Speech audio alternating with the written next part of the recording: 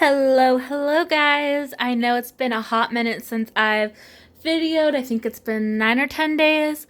But some of you asked for a pantry organization haul, or tour, I guess. So I'm gonna do that today, and I hope by next week, latest Thursday, I'm gonna do what I got my family for Christmas. I did a lot of Amazon Prime Day or Cyber Monday shopping, so all my stuff isn't here yet. It will be here on Wednesday. The shipping took a little bit longer, I'm guessing, because they were probably pretty busy. So this is my pantry, makeshift pantry, shall I say, because I live in an apartment and I don't have an actual pantry, and my kitchen's extremely small. I would show it, but I'm in the process of deep cleaning, so you know what they say, it always gets worse before it gets better. So I'm just going to show my little pantry here. On the side, I keep my apron for cooking. I love cooking. I am gluten-free. If you see some non-gluten-free items, that is because I have people come over, but myself, I'm pretty strict on gluten-free. I can have a tiny little bit, but more than that, and it really upsets my stomach. I do not have children, but I do have child locks because I have cats who literally will open these and pull out food, especially when I'm gone. They're little rugrats, but I love them to death. So I do have a lock on each bottom.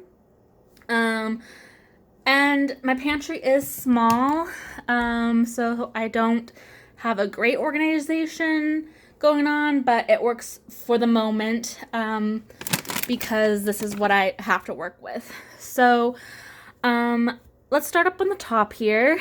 On this shelf, I have a lot of like crackers, nuts, gluten-free, let's see here, gluten-free like panko crumbs almost. I have a little bit of seaweed in the back there. I have some cashews, and these are gluten-free, like pretzel bites. Those are really good, by the way. And I do have a lot of crackers, and that's because I like, my favorite gluten-free nuts are these nut thins, just the plain nut thins. So when they're on sale, I like to stock up on them because they're kind of spendy. I put that in the wrong spot. Sorry if this video's a little bit shaky. And then I have this almond flour gluten-free pizza dough that I want to try at some point. Let's see here. Back there is some like quick, what is it called? Like oats. Yeah, that's the correct word. Oats. So let me put this back. This is some rice crackers. I opened it up the wrong way, but they're a good little snack. I like the brown rice ones. This is my little sweet treat bin. I actually am not a big sweet treat person. So they collect, I end up getting a lot from people gifting it to me for holidays. I actually recently went through and threw out a whole bunch of really old candies. These are gifts that I just keep forgetting to give to my family members. It's salt taffy from when I went down to the beach. I don't actually like it personally. And then I have like some of these gummy Band-Aids. I'm in the healthcare system, and I had a friend that thought it was funny. I also try to stay away from red dyes. I'll have it now and then. I just don't love red 40, personally. I have some gluten-free Oreos, gluten-free JoJo's. And whenever anyone goes down to Trader Joe's, they usually pick me this up because I don't have a Trader Joe's by me, but I love Trader Joe's. I've actually had that for a while too. Like I said, I'm just not a big sweet treat person. I prefer salty snacks. I have some marshmallows for a hot chocolate party I'll be throwing soon. Hot chocolate packets. These are actually probably like 2-ish years old because I actually like making my own hot chocolate. Let me know if that would be an interesting, probably shorts YouTube video, because it's not very hard to do. Wouldn't take up a whole video length. Some suckers. Again, I used to love having suckers, but I don't like the red ones, so I just kind of save those to put like on top of gifts. So that's mostly what's up here. Down here, it got a little bit difficult to fit everything. It's kind of random, but I have these veggie roaster season blends. These are really delicious if anyone's ever interested in them. So I like to pick these up when they're on sale. I'm just going to put that to the side. I have a pre-mix, what's it called? Mashed potatoes. I actually have been recently really liking making my own, like just plain old mashed potatoes. So I'm actually not a huge fan of these packets. I used to only eat the packets and I just don't enjoy them that much, but they're good for like emergency use. Every shopping trip I do try to figure out, pick up some stable, like pantry items for emergencies, or I just also think it's good to have on hand. I have some random little applesauces and Jif's natural to go peanut butter. I'm not actually a peanut butter person.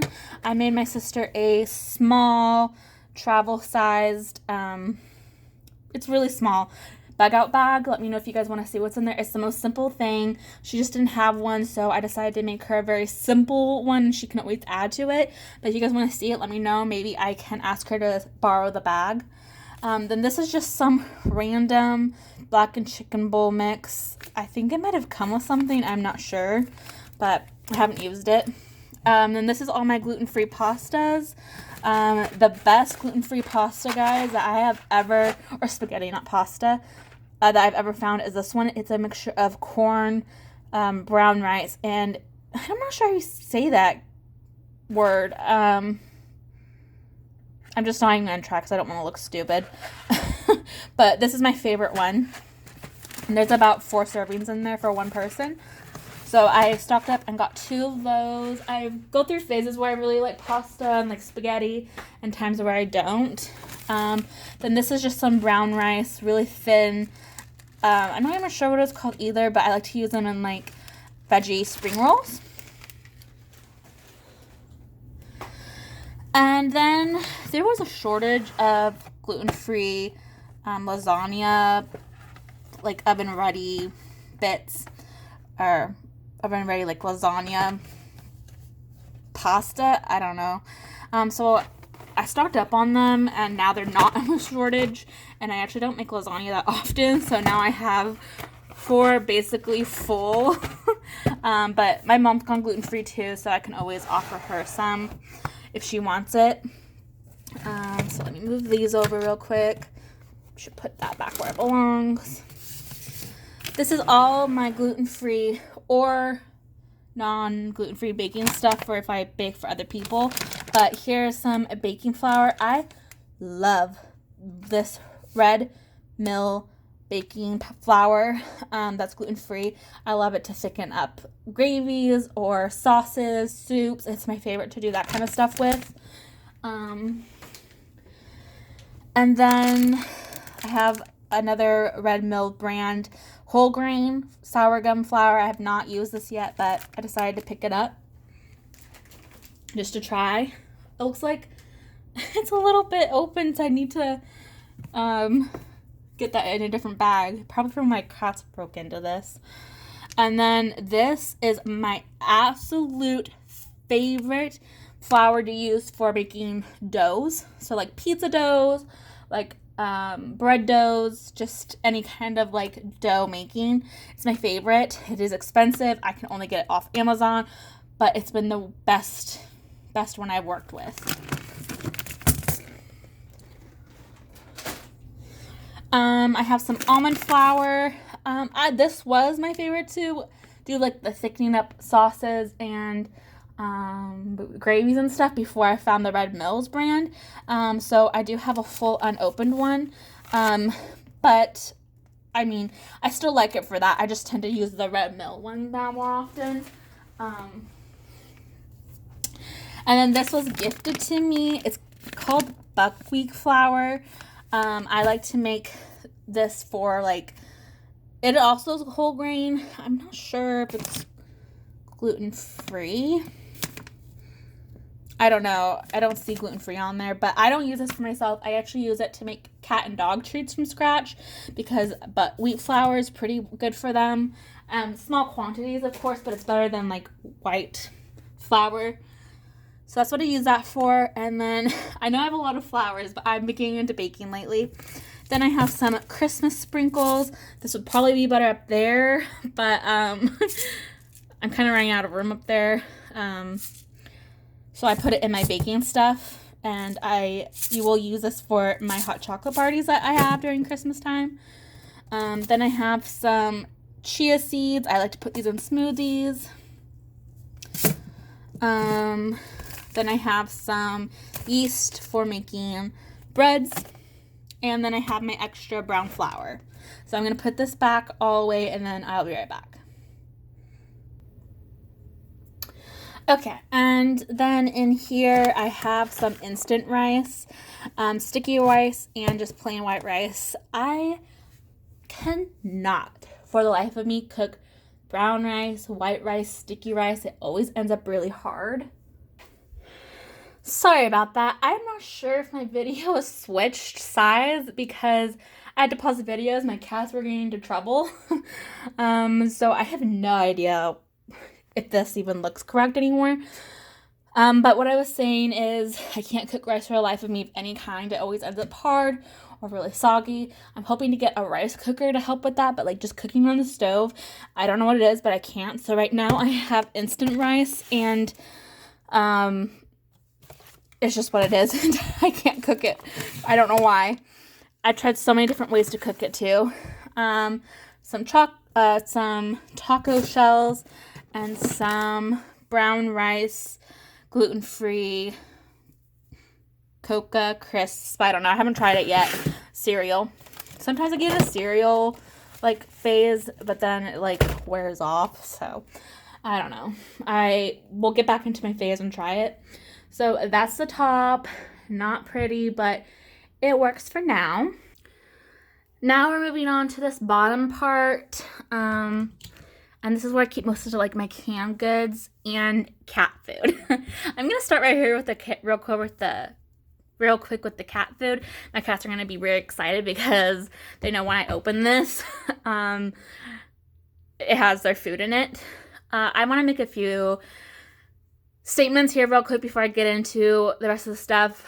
Number one, I'm feeding Fancy Feast classic pâtés because my cats can't have kibble. They throw it up. They don't chew it. They just throw it up. And plus, I learned recently that it is bad for them. And it's just a whole thing. So I have to do canned food now, which is better for them anyways. I want to learn how to make my homemade food or transfer to a raw diet eventually. But canned food is so freaking expensive. Just for these, it was like about $60, and this is the cheaper of the cat food without it being awful. So I watched a whole bunch of cat nutritionalists, and they said that the best of the less expensive canned food is Fancy Feast classic only pâtés. So that's what I have for right now. They're like 88 cents per can, and I have 2 cats, so this is the best I can do for canned right now. Like I said, I believe I watched 4 different cat nutritionalists. Well, they're animal nutritionalists. And they said that the best of the less expensive is the Fancy Feast classic pâtés, not the grilled. So this is what they get. Would it be one of my videos without one of my cats starring in the video? So this whole section is for them because I can't leave like treats, food, or anything out. They will break into it and cause trouble. So hence why it's locked up with my food. My cats kind of just rule my life. They're very troublemakers, but I do love them. So basically down here is their cat foods. This is where I was keeping their dry food, but it's empty. I no longer feed them dry food. I can't even do a mixture that one of my cats won't chew. She just swallows it whole and then throws it up. And my other cat can have it, but I figured if canned food's best, I'm feeding it to the other one, I might as well feed it to both. Then I just have some like supplements back here. I have cat goat milk mix, and some chicken broth to put on top of their foods. Then I have my, if you guys see my shopping hauls, I am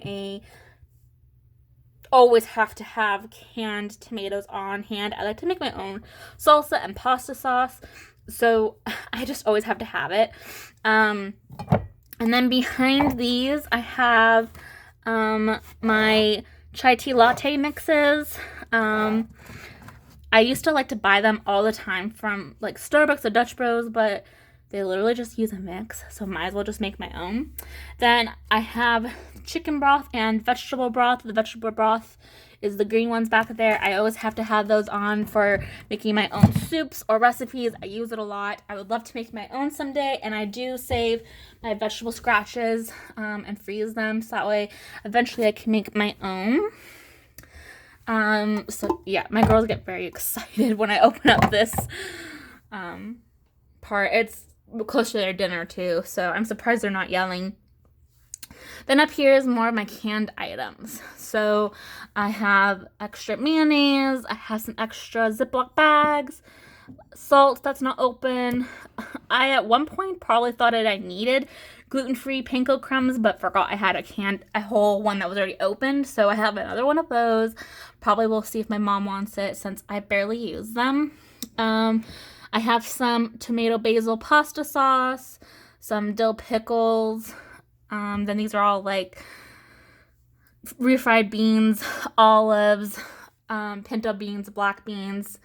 I have a whole bunch of canned green beans because I loved canned green beans. It's the only vegetable I prefer to eat instead of fresh. It's canned is green beans. I don't know why, but I'll eat fresh green beans, love it, but I just love canned green beans.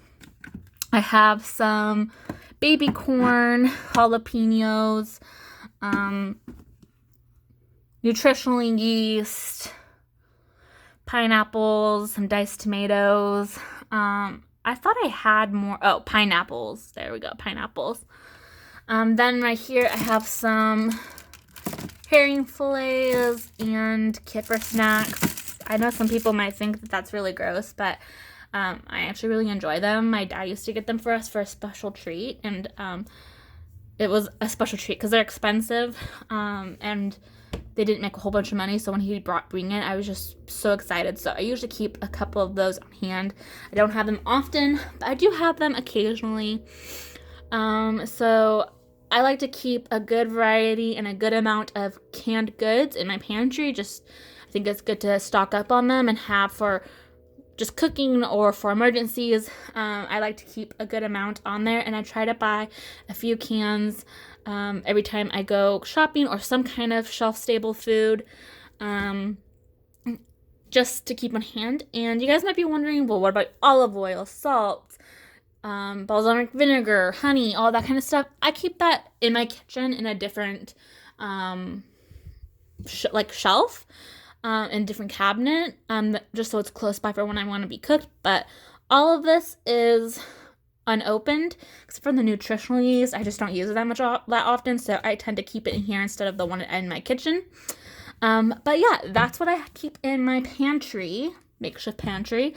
So if you guys have any recommendations to organize this better, let me know. I would love that. I think this one's pretty well organized, but this one could use a little bit more work, I think. But that's all I have for today, and I'll see you guys next week when I do what I got my family for Christmas. All right, all, have a great day. Bye.